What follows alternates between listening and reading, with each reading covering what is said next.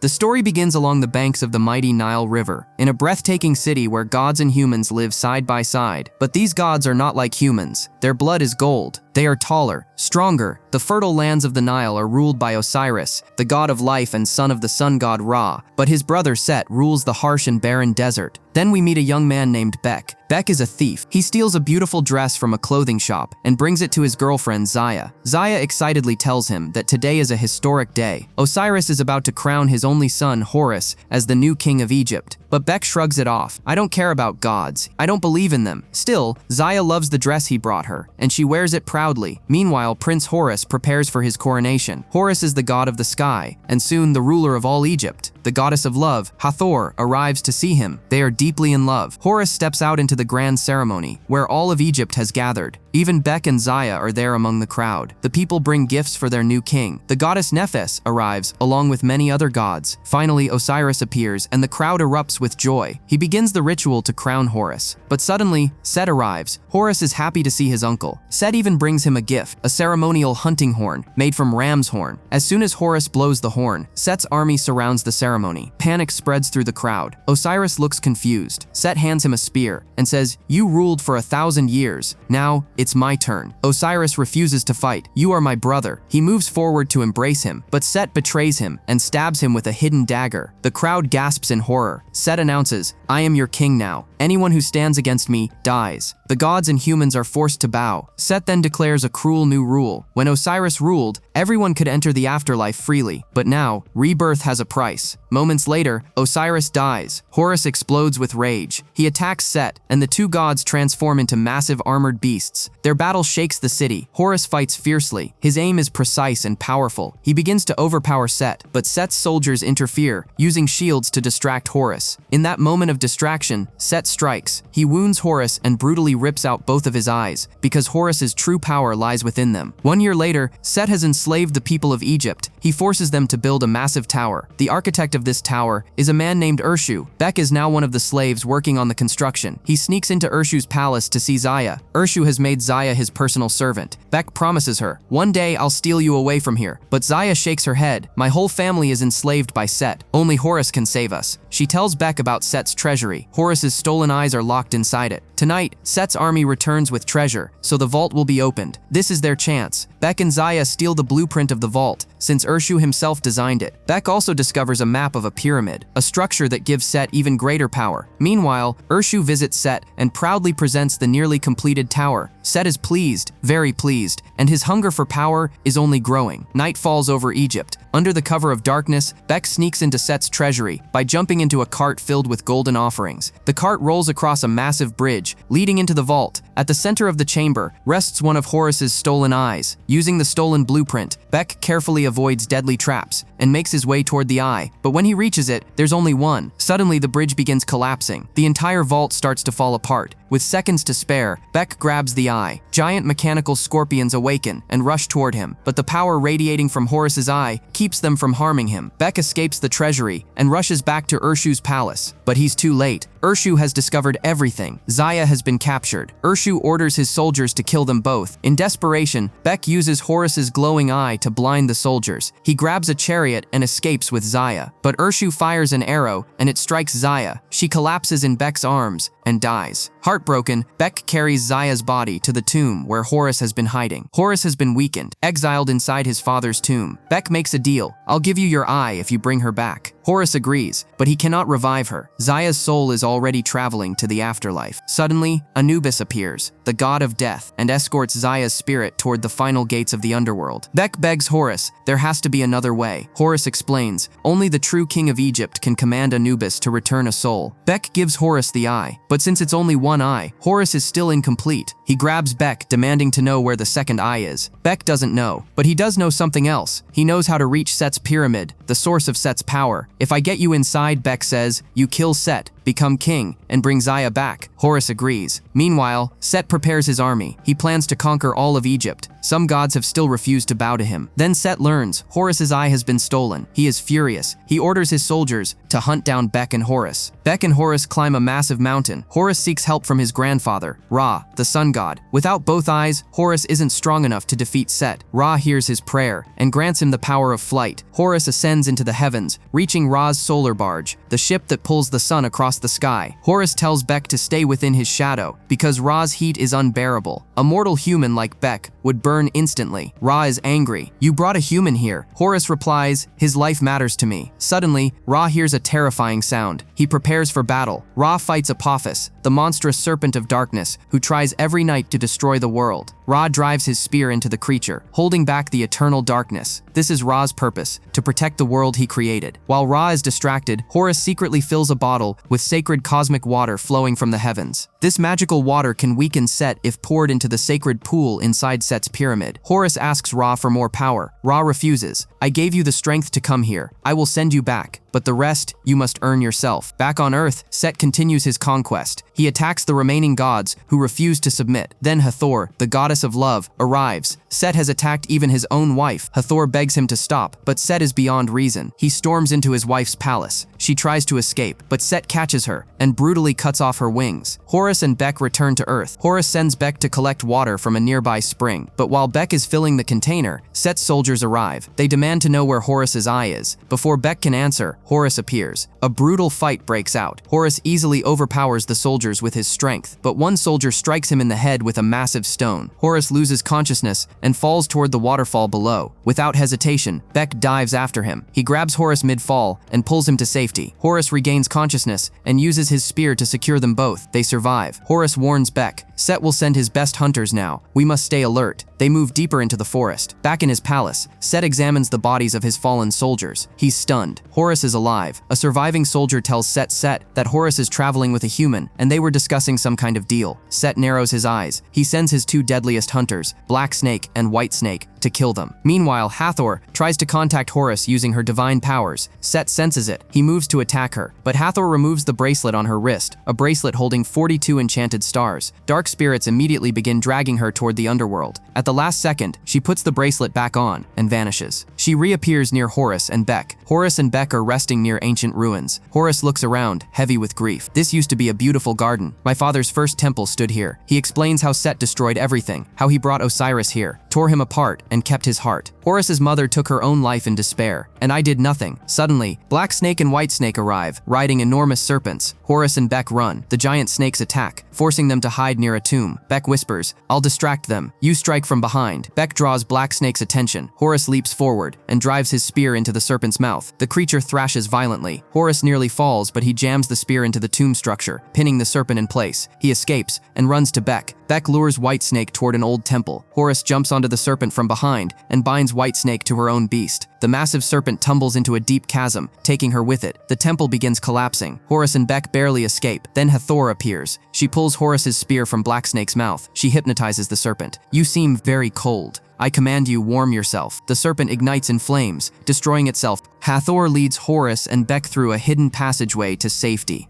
Beck tells Hathor about Set's pyramid. He saw the blueprint in Urshu's palace. That pyramid is the source of Set's power. Hathor warns them. The sacred pool inside the pyramid is guarded by Sphinx-like guardians and by Siamanus, who protects the well of power. If you fail his riddles, he will kill you. Horus replies confidently, we'll take Thoth with us. He's the god of wisdom. He knows everything. They travel into the forest and enter a giant hollow tree, Thoth's hidden sanctuary. Inside, every servant looks exactly like him. Thoth trusts no one. Horus asks Thoth to help solve Siamanus' riddle. Thoth refuses. Beck steps forward. Fine, I'll face Siamanus myself. Thoth laughs. You will fail. Beck smirks. Maybe I will, but I'll tell him that I asked the smartest god in existence for help, and he was too afraid to come. That hits Thoth's pride. His expression changes. Now insulted, Thoth agrees to join them, and the journey towards Set's pyramid begins. Horus is impressed by Beck's courage. After hours of travel, they finally reach Set's massive pyramid. Horus warns them, we cannot enter at night. It's too dangerous. But Beck refuses to wait. Zaya doesn't have much time. Her soul is approaching the final gate of the underworld. Hathor steps toward Beck. She needs to know you're fighting for her. She must not lose hope. Using her divine powers, Hathor connects Beck to Zaya in the afterlife. Beck speaks to her. We can still be together. I'm helping Horus. He'll bring you back. Zaya smiles, filled with hope. But suddenly, Anubis interrupts. In the underworld, the living are forbidden from speaking to the dead. Anubis orders Zaya onto a ship that will take her to the final gate. Meanwhile, Horus and the others reach the pyramid entrance. Beck doesn't know the exact path inside, so he takes a leap of faith, literally. He jumps blindly toward an opening, and somehow, he's right. But inside the pyramid, the walls and structures constantly shift and rotate. The entire interior is a deadly machine. Beck manages to jam the spinning mechanism, stopping the movement. Everything stabilizes. Horus and the others enter. Thoth leads them towards Siamanus, guardian of Set's well of power. Suddenly, Siamanus appears. In the house of the king, he declares, "You must answer my riddle, or die." He asks, "I was not, yet I will always be. No one has seen me, and no one ever will. Yet every living soul trusts in me. What am I?" Thoth answers confidently, "Wrong." Siamanus attacks him. Thoth tries again. Wrong again. Siamanus prepares to kill him, but Horus steps forward. Then Thoth finally understands. "You are tomorrow." Siamanus stops. The answer is correct. He allows them passage to the well of Set's power. Horus moves to pour the sacred water into the well, the only thing capable of weakening Set, but it's a trap. The ground collapses. Horus and Hathor are locked inside a cage. Thoth is thrown aside, and Set appears. He approaches Thoth from behind and removes his brain, because within Thoth's mind lies all the knowledge of the universe. Set smirks. "You made my work easier by bringing him to me." Meanwhile, Beck grabs the jar of sacred water. He's about to throw it, but Set stops him. Set holds up Zaya's necklace. "No one returns from the underworld. Horus lied to you. He used you." And in that moment of doubt, Set shatters the jar. The sacred water is lost. Horus's plan is ruined. Set leaves them trapped, knowing the pyramid is about to collapse. Horus breaks the cage with his spear. Using the spinning mechanisms and falling debris, he shields them from crushing sand and stone. They escape. Outside, Beck turns on Horus. "Zaya trusted you. She prayed to you. But your thirst for revenge has doomed us all." Hathor calls upon Anubis again. She tells him, Beck wants to save the one he loves. Zaya has no wealth to pay for rebirth. I will help him. Anubis responds, "A soul must be exchanged for something precious." Hathor looks at Beck. She removes her sacred bracelet, the one holding back the dark spirits. She offers it as payment. Horus is devastated. Without that bracelet, Hathor cannot protect herself from the monsters of the underworld. He begs her not to do it, but she removes it anyway. Dark creatures drag her into the shadow realm. Horus watches helplessly as the love of his life disappears. Horus gives the bracelet to Beck. Beck travels with Anubis to the gates of the underworld. Zaya has reached the final door. There, souls must pay gold to enter the afterlife. Those without wealth are destroyed forever. Zaya stands in line. She has nothing. Fear fills her eyes. And just before her soul is judged, Beck appears. Meanwhile, Set has forged a terrifying new armor, a divine battlesuit infused with the organs and powers of the gods. Inside it are fear, the wings of his wife, Nephthys, the mind of Thoth, the heart of Osiris, and one of Horus's eyes. With this armor, Set is nearly unstoppable. Set travels to Ra's solar barge in the heavens. Ra tells him he has seen the great tower Set built. It is impressive, but Set isn't satisfied. "You've only seen the tower. You haven't seen that I am now stronger than Osiris. I've done what he never could. I am the king of all beings. Show me respect." Ra replies calmly, "If you cared about honor, you would not have murdered your brother." Set's anger rises. "You gave me a burning desert. You gave Osiris the fertile land. Why?" Ra explains, "It was a test. Osiris passed. When the time came, he was willing to let go of the throne." Set responds bitterly, "I passed my test too, yet you never let me become a father." Ra reveals the truth. "The pain I endure here, pulling the sun across the sky, is not a burden I wanted for you. One day, after me, you would have taken this place. There is no greater responsibility, no greater honor." But Set rejects it. "I don't want your pointless sacrifice. I want immortality. I want to rule forever." Ra warns him, "If you do this, you will destroy the world I created." Ra attacks, but Set's armor makes him immensely powerful. He withstands Ra's divine weapon. He wounds Ra with his sword and steals Ra's sacred spear. Meanwhile, at the final gate of the underworld, Beck stands beside Zaya. He prepares to place Hathor's bracelet on the scale to buy Zaya's rebirth, but Zaya stops him. "I will not enter without you." Suddenly, the underworld trembles. Everything freezes. Anubis struggles to hold back a monstrous force. Zaya realizes the truth. Horus is our last hope, because Apophis, the great serpent of chaos, is moving toward Earth. If Apophis devours the Nile, all life will end. Back on Earth, Beck reunites with Horus. Horus tells him, Ra has fallen. Set has unleashed destruction. We must return to the capital immediately. Nephthys sends a flying chariot to help Horus reach the city. Set stands atop his tower. He summons Apophis. The sky darkens. The massive serpent begins descending. Horus arrives and shouts, if Apophis drinks the Nile, all life dies. Ra is not dead yet. Only he can truly stop Apophis. We need his spear. Beck and Horus approach Urshu. They demand he take them to the top of the tower. Urshu reluctantly agrees and uses the lift to take them upward. As they rise, Urshu brags about the tower's brilliance. His arrogance enrages Beck. Horus suddenly leaps from the lift and begins climbing the outside of the tower. Inside the lift, Urshu mocks Zaya. Beck loses control. A fight breaks out. During the struggle, Urshu sets the lift on fire. Flames spread rapidly. To survive, Beck throws a rope upward and climbs. The burning lift collapses, taking Urshu down with it. He falls to his death. Meanwhile, on the top of the tower, Horus confronts Set. A final, brutal battle begins. Set is overwhelmingly powerful. He smashes Horus repeatedly. He even breaks Horus's spear. Horus is battered and nearly defeated, and above them, Apophis descends closer to Earth. The battle between Horus and Set rages on at the top of the tower. Set laughs. This will be a fight to remember. You can never equal me. He prepares to deliver the final blow, but suddenly, Beck appears. Using his rope, he hooks Ra's stolen spear from Set's grip. Set turns in fury. He grabs Beck and throws him violently aside. Beck is badly injured, but he doesn't give up. With his last strength, Beck climbs back up and rips Horus's stolen eye from Set's helmet and throws it toward Horus. As Beck begins to fall from the tower, Horus ignores the eye. He dives after Beck. He grabs his hand. In that moment, Horus realizes something. He doesn't need the second eye to be strong. He needs to become stronger himself. Horus transforms into a giant falcon and carries Beck safely down. Beck, weak but smiling, says, if you didn't need the second eye, you could have told me. Horus replies, Ro showed me the truth. My duty isn't revenge. It's protecting my people. Horus returns to face Set. The final battle begins. Set strikes with incredible force, but this time, Horus fights with clarity. He outmaneuvers Set and lures him deeper inside the tower. At the perfect moment, Horus grabs Set from behind and breaks his wings. Set falls. Even while falling, he attacks wildly with Ro's spear. The tower collapses around them. Set is crushed beneath the rubble. Severely wounded, Horus retrieves Ro's spear and ends Set's life. Horus ascends to Ro's solar barge. He returns the sacred spear. Ro, wounded but alive, uses it to drive Apophis back into darkness. The world is saved. In the underworld, Zaya watches as balance is restored. Hope returns to her eyes. Back on Earth, a small girl approaches Horus and hands him his second eye, which had fallen from the tower. Horus takes it, but then he sees Beck. Beck has died from his injuries. Horus carries Beck's body to where Zaya's body lies. Ra appears. I have never owed anyone a debt, but I owe you one. Ask for anything. Horus replies softly, I want nothing except what I cannot give them. Ra understands. As the creator of the world, only he has the power to restore life. Ra brings Beck and Zaya back. They awaken, alive. They embrace each other, overwhelmed with joy. Later, all the gods gather. The divine organs stolen by Set are returned to their rightful owners. The gods rise again. Horus stands before them. He thinks of his parents. He feels the weight of the crown. Thoth steps forward and places it upon Horus's head. You are ready to be king. Horus declares a new law. Rebirth will no longer require wealth. It will be earned through good deeds, kindness, and generosity. The people rejoice. Egypt has a just king again. In the final scene, Horus stands alone, thinking of Hathor. He still loves her. Beck arrives, now appointed as Horus's general. Beck returns Hathor's bracelet. I kept it safe. Horus looks toward the heavens. He makes his decision. He will go into the underworld and bring Hathor back. He turns to Beck. I leave Egypt in your hands. And with that, Horus rises into the sky, determined. The king of Egypt. If you enjoyed this breakdown, make sure to hit that like button, share it with your friends, and subscribe because we drop epic movie stories daily.